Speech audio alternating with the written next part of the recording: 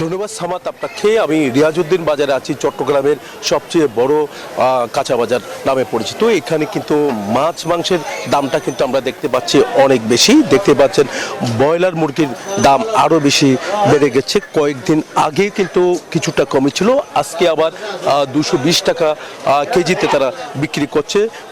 দুদিন আগেও কিন্তু আমরা দেখেছি 180 থেকে 190 টাকা কেজিতে বিক্রি করেছিল। একই সাথে যে সোনালী মুরগির দামও কিন্তু কিছুটা বাড়তে শুরু করেছে। তাহলে বুঝতে পারছেন মাছ মাংসের দাম এখনো পর্যন্ত সাধারণ মানুষের নাগালের মধ্যে আসেনি। তবে সবজি থেকে শুরু করে অন্যান্য যে পণ্যগুলো আছে এসব পণ্যের দাম কিছুটা সাধারণ মানুষের নাগালের মধ্যে এসেছে বলে আমাদেরকে জানিয়েছেন। আমরা একটু দেখানোর চেষ্টা করছি কাঁচামরিচের দামও কিছুটা কমতে শুরু করছে, তবে যেভাবে কমার কথা রয়েছে সেভাবে এখনো কমেনি। টমেটো থেকে শুরু করে শসা পর্যন্ত এগুলোর দাম কিছুটা কমেছে। মাছের বাজার একটু দেখানোর চেষ্টা করব।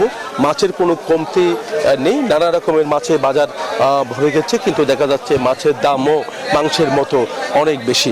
তো তার কারণে এখানে যারা ক্রেতা তারা বাজার করতে এসছেন তারা কিন্তু হতাশের কথা বলছেন। রোজার শুরু থেকে যেমনটা দাম বাড়তি ছিল মাছ মাংসের, এখনো পর্যন্ত সে লাগাম কিন্তু ছাড়ছে না।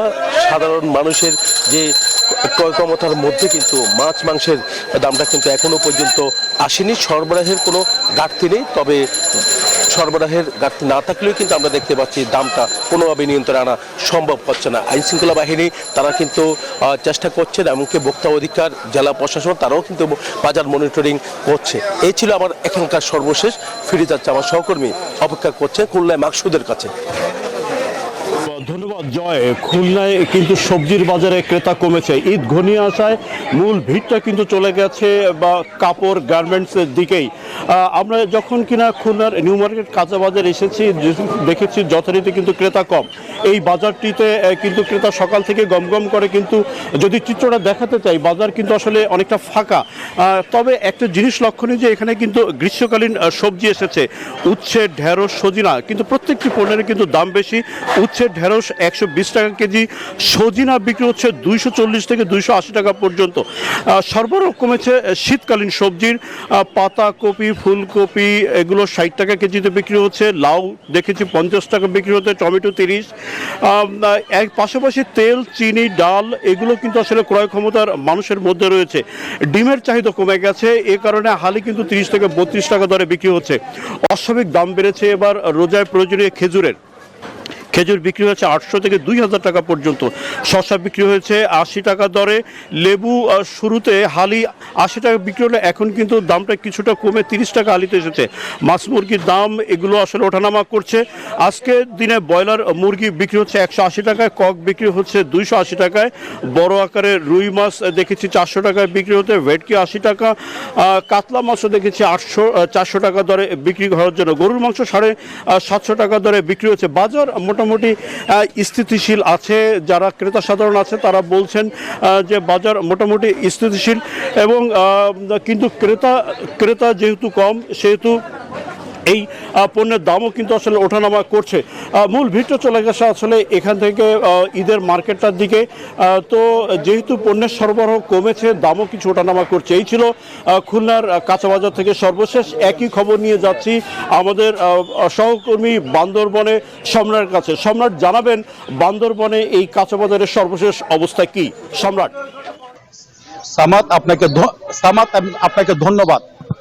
আপনি জানেন যে শীত প্রায় চলে যাচ্ছে। শীত চলে যাওয়ার সাথে শীত চলে গেলেও কিন্তু এখনো বাজারে ভরপুর রয়েছে শীতকালীন শাকসবজি। আমি এই মুহূর্তে দাঁড়িয়ে আছি বান্দরবানের অন্যতম সবজি কাঁচা বাজার বান্দরবান বাজারে। আমি যদি আপনাকে একটু দেখাতে চাই, শীত চলে গেলেও বান্দরবানে এখনো ভরপুর রয়েছে কাঁচা সবজি। সবজি আসলেও কিন্তু এখানে তেমন কোনো ক্রেতা নাই।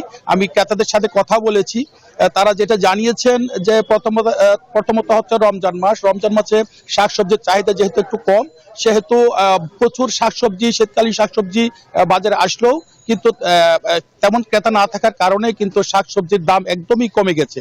এখন যেমন মনে করে যে সবচেয়ে রোজার মাসে যেটা বেশি চলে, বেগুন 30 টাকা, শিম 20 টাকা, শসা 60 টাকা, ফুলকপি 30 টাকা, টমেটো 30 টাকা, বলতে গেলে এক কথাই হচ্ছে 30-40 টাকার কমে আর কোনো কিন্তু শাকসবজি এখানে কিন্তু 30-40 টাকার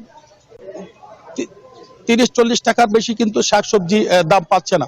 তো আমি জেলা প্রশাসনের সাথে কথা বলেছিলাম, জেলা প্রশাসন যেটা জানিয়েছেন যে রোজার মাস দ্রব্যমূল্য এবং শাকসবজি মার্কেট নিয়ন্ত্রণে রাখার জন্য নিয়ন্ত্রণ রাখার জন্য যে জেলা প্রশাসন সবসময় ভ্রাম্যমাণ আদালত পরিচালনা করছে, যার কারণে বাজার কিছুটা নিয়ন্ত্রণ রয়েছে। বান্দরবান থেকে কাঁচা বাজার নিয়ে এই ছিল সর্বশেষ তথ্য। আমি এখন চলে যাচ্ছি স্টুডিওতে।